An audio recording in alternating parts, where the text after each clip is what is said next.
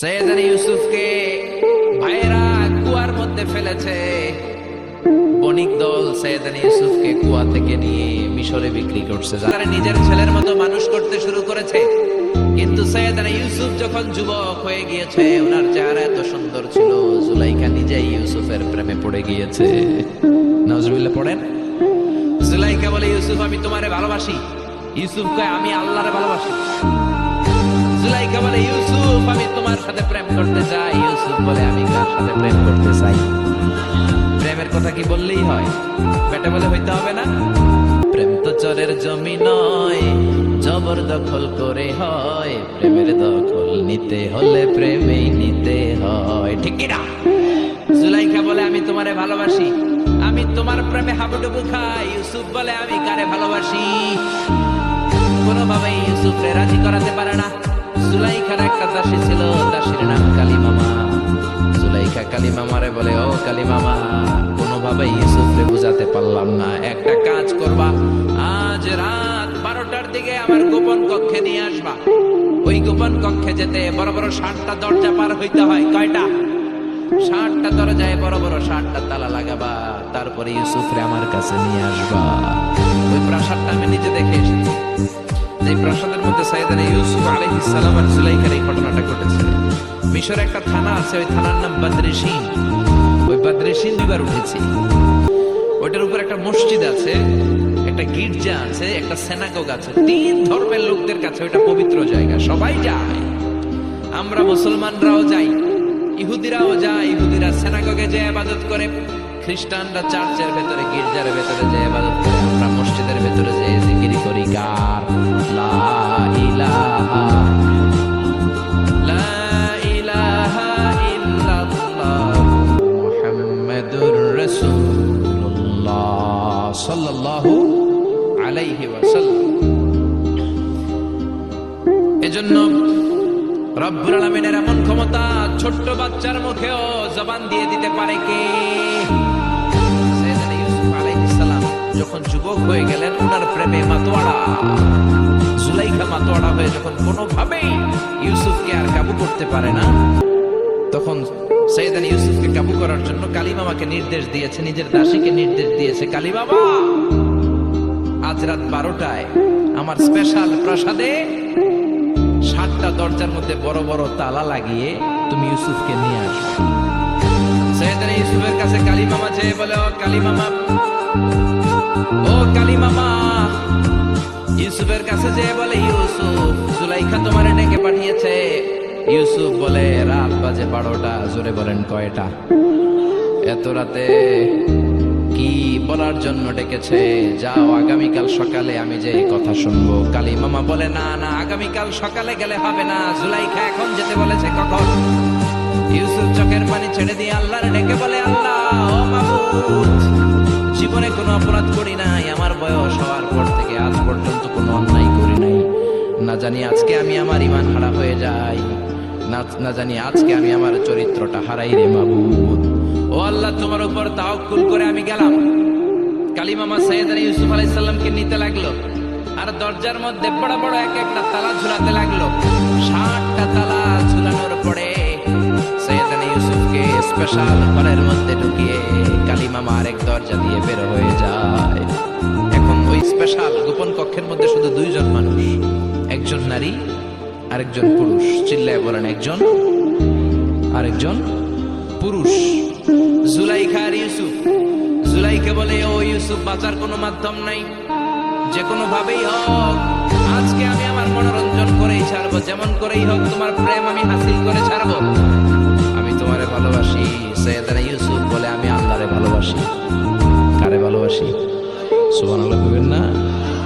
জুলাইখা বলে, আমি তোমারে ভালোবাসি। সৈয়দনা ইউসুফ বলে, ও জুলাইখা, আমি আল্লাহরে ভালোবাসি। একের পর এক জুলাইখা তার দেহের কাপড় খুলতে শুরু করেছে, নিজেকে উপস্থাপন করতে শুরু করেছে। আল্লাহর নবী ইউসুফ ডান দিকে দৌড় দেয়, আবার বাম দিকে দৌড় দেয়। জুলাইখা বলে, ইউসুফ, বাঁচার কোনো মাধ্যম নাই, কারণ বড় বড় 60টা তালা 60টা দরজার ভেতরে আছে না নাই? আরো জোরে বলেন, আছে রাড়াই। পালানোর কোনো মাধ্যম নাই, যে কোনো ভাবেই হোক আমার হাতে তোমার ধরা দিতে হবে। সৈয়দনা ইউসুফ চোখের পানি ছেড়ে আল্লাহরে ডেকে বলে, আল্লাহ, জীবনে কোনো অপরাধ করি না, এই বিপদ থেকে তুমি আমারে বাঁচাও। আল্লাহ বললেন জিব্রাইল যাও যাও তাড়াতাড়ি তুমি ইউসুফের কাছে যাও, আমার নবী ইউসুফকে বাঁচাও। আমার নবী ইউসুফের কানের সামনে যে বলো ইলা নাহিয়াতিল বাব, দরজার দিকে দৌড়ো। কোন দিকে? আরো জোরে বলেন কোন দিকে? ইলা নাহিয়াতিল বাব, দরজার দিকে দৌড়াও। সাইয়েদনা জিব্রাইল বলে আমি পৃথিবীতে আমার পুরো জীবনে মাত্র কয়েকটা সময়ে খুব দ্রুত বাতাসের বেগে নেমে এসেছে, এর মধ্যে ওই দিন যেদিন ইউসুফের কাছে ঈমান বাঁচানোর জন্য আল্লাহ আমারে পাঠিয়েছিলেন। আরেকদিন হচ্ছে যে দিন ইসমাইলকে বাঁচানোর জন্য আল্লাহ আমারে দুম্বা দিয়ে পাঠিয়েছিল। আল্লাহু আকবার। সাইয়েদনা ইব্রাহিম সাইয়েদনা ইসমাইলকে জবাই করার জন্য বড় একটা তলোয়ার নিয়ে যখন কোরবানি করতে শুরু করলো, আল্লাহ বললেন ও জিব্রাইল জান্নাত থেকে দুম্বা নিয়ে তাড়াতাড়ি দুনিয়ায় ছুটে যা, আমার ইসমাইলের গলার একটা পশমও যাতে না কেটে যায়। সাইয়েদনা জিব্রাইল বাতাসের বেগে আল্লাহু আকবার আল্লাহু আকবার আল্লাহু আকবার বলতে বলতে দুম্বা নিয়ে চলে এসেছিলেন। তিনি বলেন আমি এই সময়টাতে সবচেয়ে দ্রুত বেগে জমিনে নেমেছি, আবার সাইয়েদনা ইউসুফের ঈমান বাঁচানোর জন্য আমি দ্রুত নেমেছি। আল্লাহু আকবার। সাইয়েদনা ইউসুফ চোখের পানি ছাড়ে, জিব্রাইল কানের কাছে এসে বলো ইউসুফ ইলা নাহিয়াতিল বাব, আল্লাহ বলছে দরজার দিকে দৌড়ান। সাইয়েদনা ইউসুফ বলে জিব্রাইল দরজার মধ্যে তো বড় বড় তালা লাগা। জিব্রাইল বলে ও ইউসুফ আমি জানি না, আল্লাহ শুধু এই মেসেজটা দিয়েই আমারে পাঠিয়েছে, দরজার দিকে দৌড়াও। সাইয়েদনা ইউসুফ আল্লাহর উপর তাওয়াক্কুল করে দরজার দিকে দৌড়ালেন। জুলাইখা মনে মনে হাসে, জুলাইখা বলে দরজায় তালা আছে না নাই? আমি ওই তালা খুলে দেওয়ার সাধ্য আমার আল্লাহর আছে না নাই? সাইয়েদনা ইউসুফ যখন প্রথম দরজার কাছে যায়, কি আজীব তামাশা, প্রথম দরজার কাছে যাওয়ার সাথে সাথে মুহূর্তের মধ্যে টাস টাস করে প্রথম দরজার তালা খুলে যায়। কোরআনের ভেতরে এই ঘটনা আছে না নাই? ওয়া গাল্লাকাতিল আবওয়াব ওয়া ক্বালাত হাইতা লাক ক্বালা মাআদাল্লাহ। 60টা দরজায় 60টা তালা বেড়েছে। তিনি দৌড়াতে লাগলেন, একটার পর একটা দরজার তালাগুলো খুলে দিতে লাগলো কে? মুসার মতো ঈমান হলে রাস্তা হবে সাগর জলে, ইউসুফের মতো ঈমান হলে একে একে দরজা খুলে। ইব্রাহিমের মতো ঈমান যদি আজও থাকে বিদ্যমান, অগ্নিকুণ্ডে দেখতে পাবে খুবসুরতে ফুলবাগান। সুবহানাল্লাহ। 6টা দরজার তালা খুলে যাওয়ার পরে সপ্তম দরজার সামনে যখন সাইয়েদনা ইউসুফ এসেছে, আল্লাহু আকবার বলে দরজার মধ্যে ধাক্কা দেয়, কিন্তু দরজা খুলে না। পিছন দিয়ে জুলাইখা আছে না নাই? আউলা কেশে পাগলা বেশে জুলাইখাও দৌড় দিয়েছে সাইয়েদনা ইউসুফকে ধরার জন্য। ঠিকই ধরে ফেলেছে।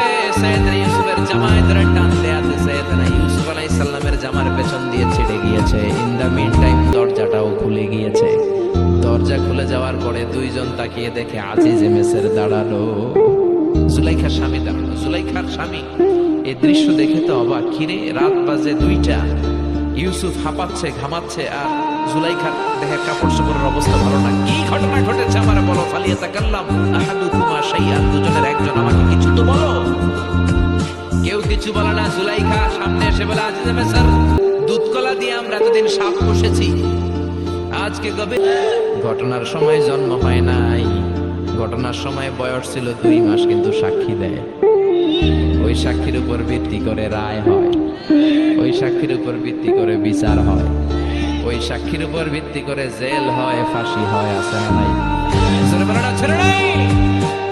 আজিজে মেসর বলে ও ইউসুফ কেমন করে এই কাজ করলে? তোমার মৃত্যুদণ্ড দেয়া হবে, এখনই মৃত্যুদণ্ড দেয়া হবে।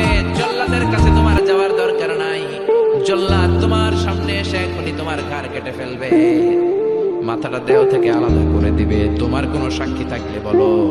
সাইয়েদনা ইউসুফ বলে আমার কোনো সাক্ষী নেই। আল্লাহ বললেন জিব্রাইল তাড়াতাড়ি যা, ইউসুফের কানের কাছে যে বল জুলাইখার খালাতো বোন গতকাল প্রাসাদে বেড়াতে এসেছে। জুলাইখার খালাতো বোনের ছোট্ট একটা 2 মাসের দুধের বাচ্চা, ওইটার নাম হলো কিসিন। ইউসুফ তুমি হাত তুলে বলো কিসিন হলো আমার সাক্ষী। সুবহানাল্লাহ। আজিজে মেসর বলে আতুরিদু আন তাসখারা মিন্নি, ইউসুফ এটা তুমি কি বলো? কিসিন কেমনে সাক্ষী দেবে? বয়স মাত্র 2 মাস, দুধ খায়, মায়ের কোলে কাঁদে। ইউসুফ বলে আমি এত কিছু জানি না, কিসিন আমার সাক্ষী। কিসিনকে আনা হলো। সাইয়েদনা ইউসুফ কিসিনের মাথায় হাত বুলায় আর বলে ও কিসিন ইশহাদি বিল হক, আল্লাহর নামে তুই সত্য সাক্ষী দে। ছোট্ট 2 মাসের দুধের বাচ্চা কিসিন বড়দের মতো কথা বলতে শুরু করলো, বলতে আরম্ভ করলো, ইন কানা কামিসুহু কুদ্দা মিন কুবুলিন। সুবহানাল্লাহ পড়েন। ইন কানা কামিসুহু কুদ্দা মিন কুবুলিন, পেছনের দিক দিয়ে যদি ছেঁড়া থাকে তোমার বউ জুলাইখা দোষী। জামার কোন দিক দিয়ে ছেঁড়া? জোরে বলেন। ছোট্ট কিসিনের সাক্ষীর মাধ্যমে সাইয়েদনা